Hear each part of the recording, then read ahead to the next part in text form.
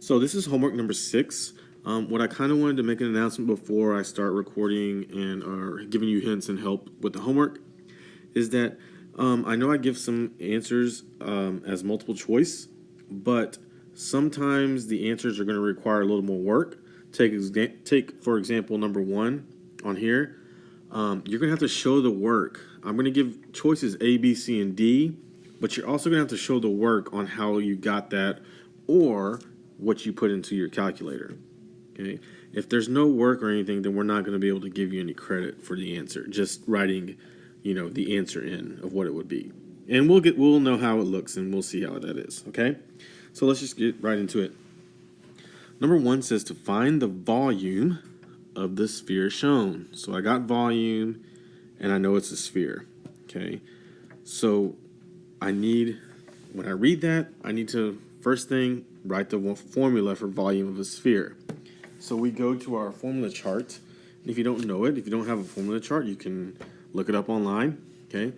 And for volume of a sphere, volume equals 4/3, okay, times pi times the radius, and then that is cubed, okay? So 4/3 times pi times the radius cubed. If I look at my figure here, my radius is 11. Remember, the radius is from the center of the circle to the outside edge. So all I need to do is put this, you need to have the formula written out, then have what it is that you substitute the numbers in for. And then if you need to come in the morning and use the calculator, then you're certainly able to do that, okay? So we'll let you do that, and then I'm going to put up some answer choices here in a little bit.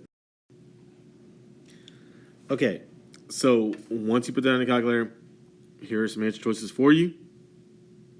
Okay, remember, you have to show the work and what it is that you put in the calculator or how you did it, not just number 1 and then like the answer that we have, one of the answer choices that we have.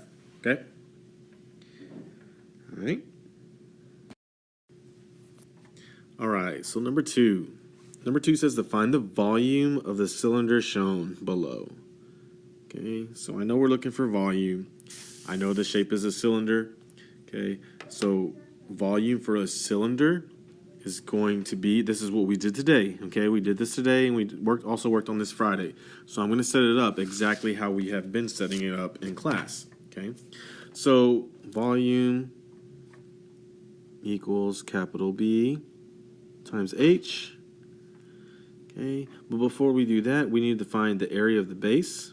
In this case, it's a circle, so that is pi times the radius squared. All right, so what you need to do first is you need to find out, and I'll kind of put this in a square for you. What you need to do first is this section. Okay, this is my first step. And I'll label that the first step. Okay, then once we find out the area of the base, then we just plug that in for the volume formula, and then we got to multiply that times the height. Okay, so this is our second step.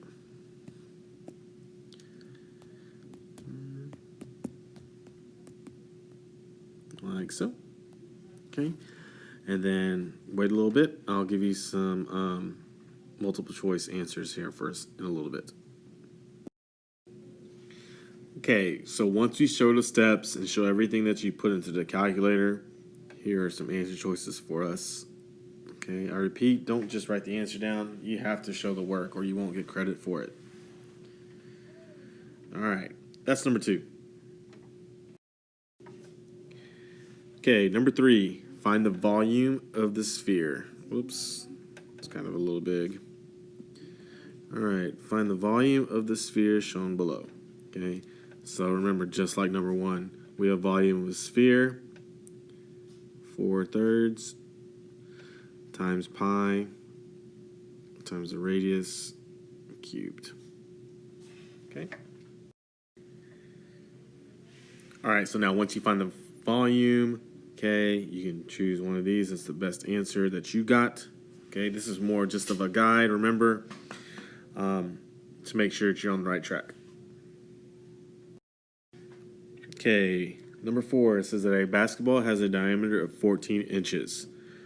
What is the volume of this basketball? So if you need to draw a picture, then yes, certainly draw a picture. Okay.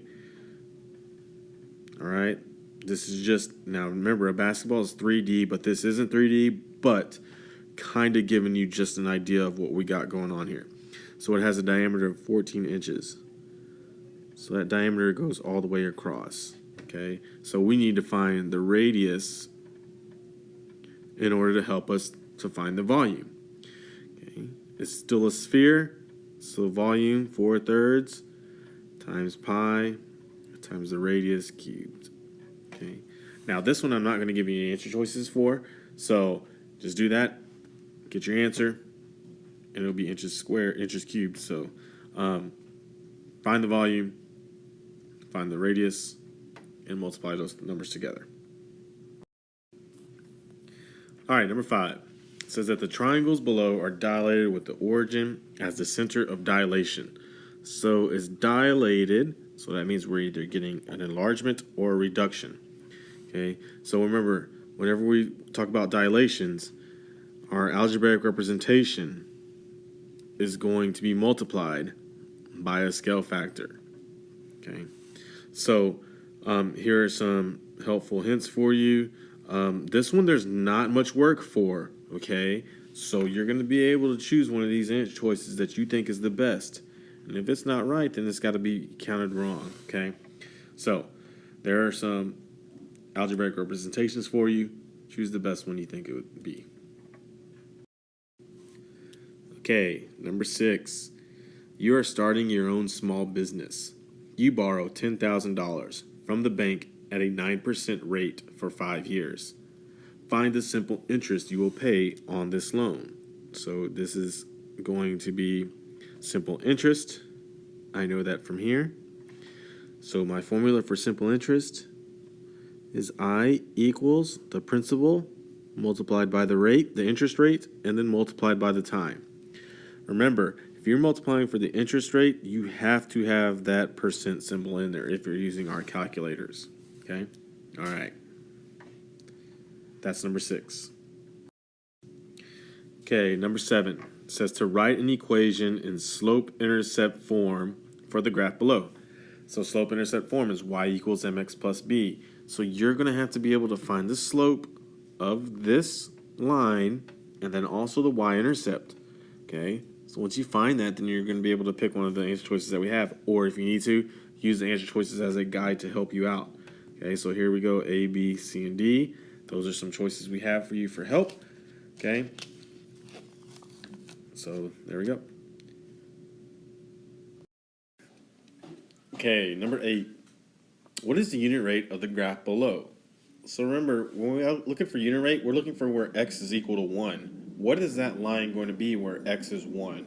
Okay, so we have a leaking tank, the amount that's leaking, and then we got the minutes. So we need to find out how much gallons is leaking at 1 minute. So for every minute that goes by, how many gallons is leaking out? So here's some answer choices for you. Okay. And so this is when you can just you can look at the graph and find your answer. Okay. All right. Okay, number 9. What is the solution to the systems of equations shown below? All right, so y'all did really good on system of equations whenever we covered it. So you see these 2 lines that we have here. I'm going to highlight them. I'm going to highlight one in red. This line going like this. There. Then I'm going to highlight the other one in green. The other line going like this. So what you need to do is find out where these lines cross at or where they intersect. Okay.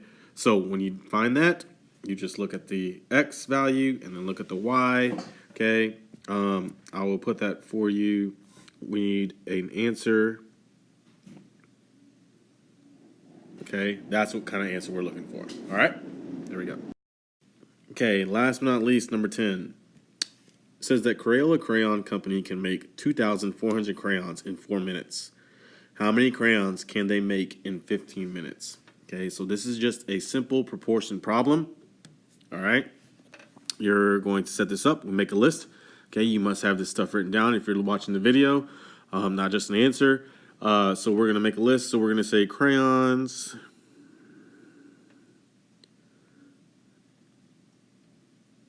over minutes, like so. Okay, now from there we are able to set up our proportion, and you're also going to be able to solve. All right, so that's it for homework number 6. Okay, hopefully we get caught up on it. If you have any homeworks from last week, we are going to take those up. So that's homework 3, 4, and 5. You have until the end of this week to turn those in. If not, then they're going to be counted as zeros. All right, thank you.